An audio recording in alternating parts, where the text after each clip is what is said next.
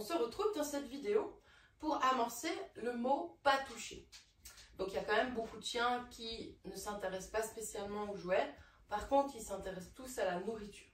Alors si votre chien, c'est pas un grand mangeur, travaillez cet exercice avec du jambon, du fromage, du saumon, un truc que votre chien il aime, parce que je vous garantis qu'il aimera des trucs.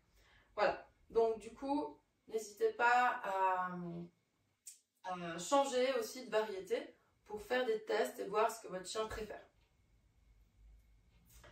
Alors, du coup, Climy a bien compris pour le regard, c'est très bien. Maintenant, on va aussi lui faire comprendre le contrôle à la nourriture quand la nourriture peut être dans ma main ou en dehors de la gamelle. Donc en fait, j'approche ma main du chien et j'ouvre la main. Et dès que le chien s'approche, je la ferme, tout simplement. J'attends un peu, j'observe le chien.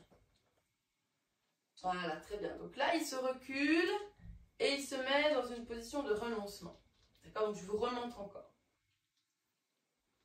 Dès que le chien s'approche, je ferme la main. Là, je ferme la main, il essaye de trouver une solution pour libérer la nourriture. Ça peut durer un moment. Il peut aussi mettre la patte. Quand votre chien renonce à y aller, vous allez pouvoir ouvrir la main. Mais là, vous voyez, elle s'est relevée. Donc, vous attendez encore un peu. Là, j'ouvre la main et je referme la main parce que le chien, il bouge.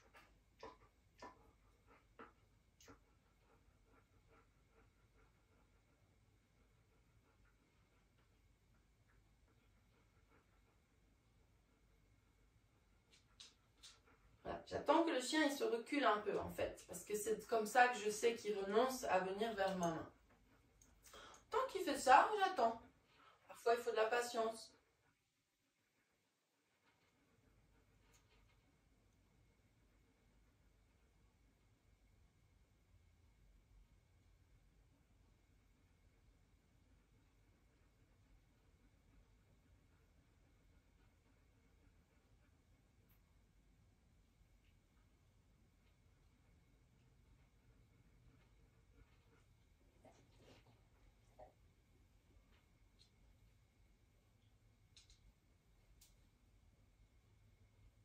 Bravo! Voilà, et puis je lui donne un morceau. Je lui donne un autre morceau que celui que je travaille de préférence. Donc je vous remontre. Je tends ma main.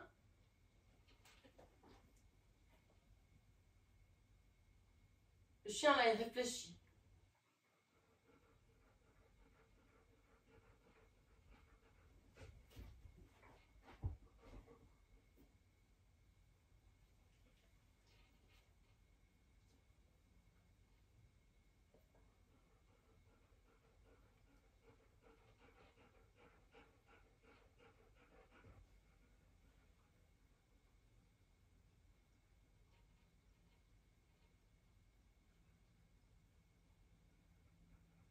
Pas touché.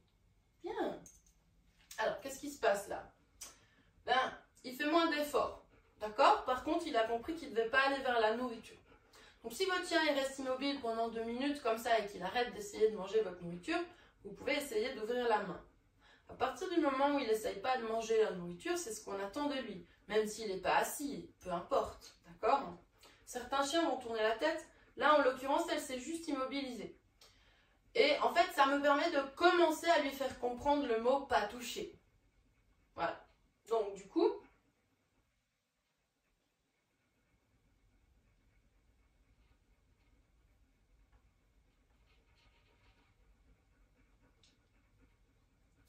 et là, le chien de lui-même, en fait, préfère reculer pour ne pas se tenter. C'est pour ça qu'il recule. Hein. Pas toucher. Voilà, là, je lui donne la récompense. Alors, je peux lui donner dans la main, je peux lui donner par terre, peu importe. Faites comme vous voulez. Pour valider, en fait, ce comportement-là.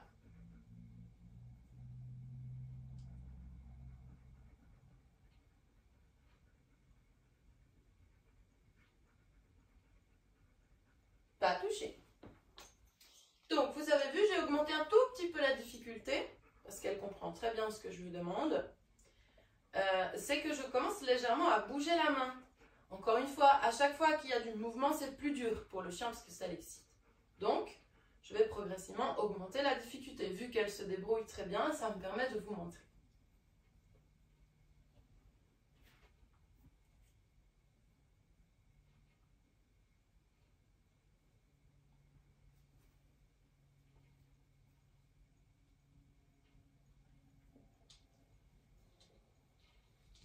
Pas touché. Bien. Vous voyez, donc elle préfère carrément ne pas se tenter. Voilà, donc ça c'est vraiment proportionnel au chien. Et puis, c'est un chien très réservé, donc du coup, ça va aussi avec son caractère, qu'il a du respect. Et il manifeste ce respect comme ça. Voilà, donc du coup, on pourrait changer un petit peu la donne. Je pourrais essayer de mettre la saucisse par terre. Alors, vous me direz, mais pourquoi est-ce que vous ne prononcez pas le mot avant? Parce que le chien, il ne connaît pas le mot. Donc là, je suis totalement dans l'étape 1. Donc, je dois attendre que le chien soit dans une position de renoncement pour pouvoir prononcer le mot « pas toucher ». Sinon, il ne comprendra jamais ce que ça signifie. Donc, c'est un excellent exercice pour vraiment bien lui faire comprendre, pour amorcer le mot « pas toucher ». Il y a des miettes? Ouais, regarde. Ah oui, j'en ai mis partout des miettes, effectivement.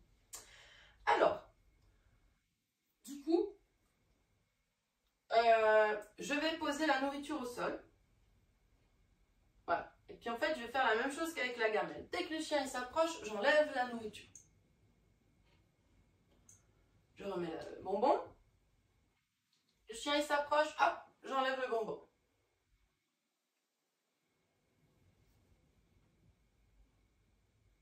Bien, pas touché. Voilà. Et je peux lancer la friandise un petit peu plus loin. Hop, le chien s'approche. Vous voyez comment je sais qu'il va voler? Il fixe le bonbon et il s'approche. Donc forcément, quand il fixe le bonbon, il risque de le voler. Du coup, je préfère l'enlever. En plus, ça lui fait très clairement comprendre que l'objectif là, c'est pas que tu manges ce bonbon-là.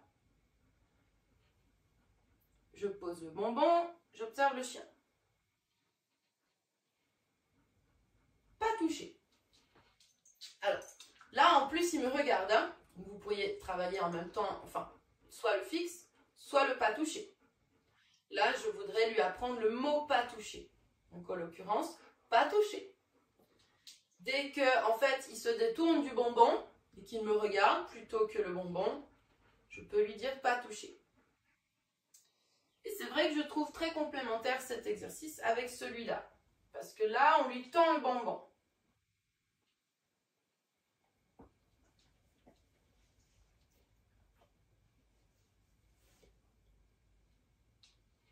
Voilà, dès qu'elle renonce à y aller, je prononce le mot pas touché. Voilà. Et là, dans sa tête, c'est vraiment clair. Et puis, bien sûr qu'après, je peux combiner le regard et le comportement de pas toucher. Ensuite, je vais pouvoir aussi augmenter un petit peu la difficulté, peut-être en mettant plusieurs récompenses.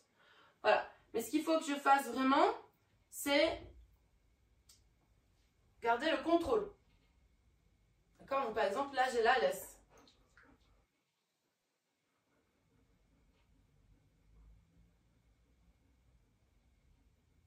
Pas touché. Donc, vous voyez, le chien comprend très vite. Hein. Le chien est intelligent en général, même le chien craintif. Là, j'essaie d'être très accroupie pour pas, en fait, dès que je vais me pencher, elle va être un peu stressée. Donc, j'évite de lui mettre la pression un maximum. Et du coup, même si, voilà, elle n'est pas encore hyper à l'aise par rapport à un chien foufou, mais elle est totalement capable d'apprentissage. Et au contraire, c'est un apprentissage qui peut lui sauver la vie et donc qui peut vraiment être utile à lui apprendre très rapidement.